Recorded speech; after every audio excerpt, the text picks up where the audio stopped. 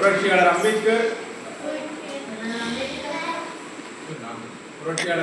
என்பது ஒரு சாதி பெயரா இன்னைக்கு எல்லா இடத்துலயும் தெரிஞ்சோ தெரியாமலோ ஸ்ப்ரெட் பண்ணிட்டு இருக்காங்க. ஏதாவது என்னது பரப்பப்பட்டு இருக்கு. ஆனா புரட்சியாளர் அம்பேத்கர் ஒரு சாதி தலைவரா இல்ல, அவர் என்னது இந்தியாவில சாதித்த தலைவர். சாதித்த ஏன் நம்ம எல்லாரும் புரட்சியாளர் அம்பேத்கரை போல ஒரு மிகப்பெரிய கல்வியாளர்களா உருவாகணும் அப்படின்னு நம்ம சொல்றோம் அப்படின்னா,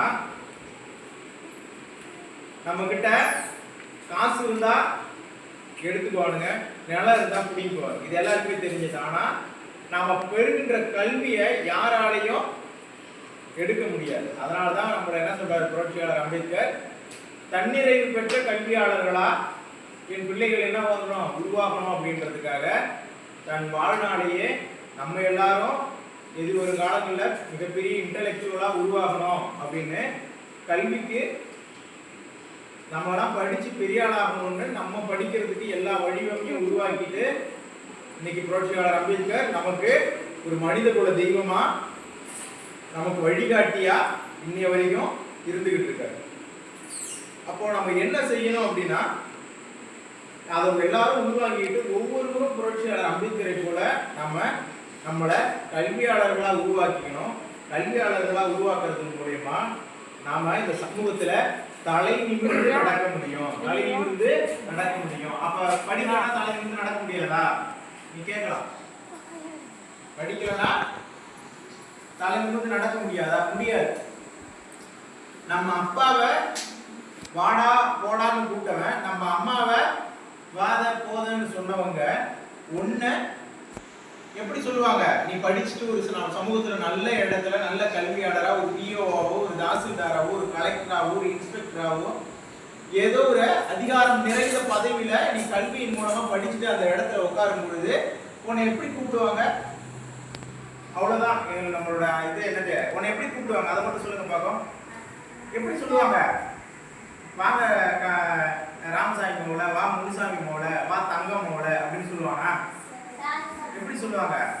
மேலா இருந்தா ஆண் பிள்ளைகளா இருந்தா உங்களை என்ன சொல்லுவாங்க? வாங்க சார், வாங்க சார், உட்காருங்க சார். பெண் பிள்ளைகளா இருந்தா வாங்க மேடம், டீச்சர் மேடம் வந்துட்டாங்களா, விஓ மேடம் வந்துட்டாங்களா, தாசில்தார் மேடம் வந்துட்டாங்களா, கலெக்டர் மேடம் வந்துட்டாங்களா. எப்ப இது நடக்கும்? இது எப்ப நடக்கும்? நாம படிச்சுட்டு அந்த அதிகாரத்துக்கு வந்தா நடக்கும். இல்லைன்னா நம்மளை எப்படி கூப்பிடுவாங்க? நம்ம அப்பாவை எப்படி கூப்பிட்டாங்களோ அதே போலதான் நம்மளை கூப்பிட இந்த சமூகம் தயாரா இருக்கு. அப்போ நாம அந்த இடத்துல இருக்கும்போது கல்வியாளர்களா உருவாக்கி அதிகாரத்துல இருக்கும்பொழுது நீ எப்படி இருக்க முடியும்? எப்படி இருப்ப? தலை குனிஞ்சு நடப்பியா? தலை குனிஞ்சு நடப்பியா? இல்ல மறுபடி நடப்பியா? ஐயோ விஷயமா இருக்கு, அசிங்கமா இருக்கு, நம்மள ஏதாவது சொல்லுவாங்க நினைப்பியா? எப்படி நடப்ப? நீ தைரியமா கெத்தா நடப்ப. எப்படி நடப்ப? உன்னோட ட்ரெஸ்ஸிங் எப்படி இருக்கும்? நீ பண்ற ட்ரெஸ் எப்படி இருக்கும்? எப்படி பண்ணுவோம்? ரொம்ப டீசெண்டா ட்ரெஸ் பண்ணுவோம், நல்ல ஆடைகளை உடுத்துவோம், நாகரிகமான பண்புகளை வளர்த்துவோம், நம்ம சுத்தி இருக்கிறவங்க எல்லாரையும் நல்ல மாதிரியா பார்த்துப்போம், அவங்கள நம்ம நல்லதை சொல்லி கொடுப்போம். அப்போ இந்த சமூகம் எப்படி மாறும்? எப்படி மாறும்? தண்ணியோட ஒரு குளத்துல மழை தண்ணி போய் கலந்தா அது என்ன ஆகும்? தண்ணியா மாறும் இல்லையா? அதை தேக்கி இருந்த சாக்கடையை மழை தண்ணி கலந்தா என்ன ஆகும்? சாக்கடையா மாறும். அப்போ நம்ம எல்லாரும் படிச்சு நல்ல நிலைமைக்கு வந்துட்டா நம்மளை சுத்தி இருக்கிறவங்கள நம்ம உங்களால உருவாக்குற அடுத்த ஜெனரேஷன் நீங்க என்னவா மாத்தீங்க? நல்ல பிள்ளைகளா அவங்க கல்வியாளர்களாக உருவாக்குவீங்க. அப்ப இந்த சமூகம் எப்படி மாறும்? அறிவார்ந்த சமூகமா மாறும். அதைத்தான் புரட்சியாளர் அம்பேத்கர் நம்மளை சொல்றாரு. என்னை போல என் பிள்ளைகளும் கல்வியாளர்களா உருவாகணும்னு சொல்றாரு. இதுல ஏதாவது தவறு இருக்கா? அப்ப நீ உருவாகணும்ல.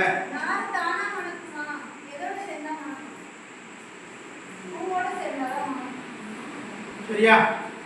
அப்போ நம்ம எல்லாரும் யாரா உருவாக்கணும்? அம்பேத்கரை போல உருவாக்கணும். புரட்சியாளர் அம்பேத்கர் யாரு? நம்ம காலம்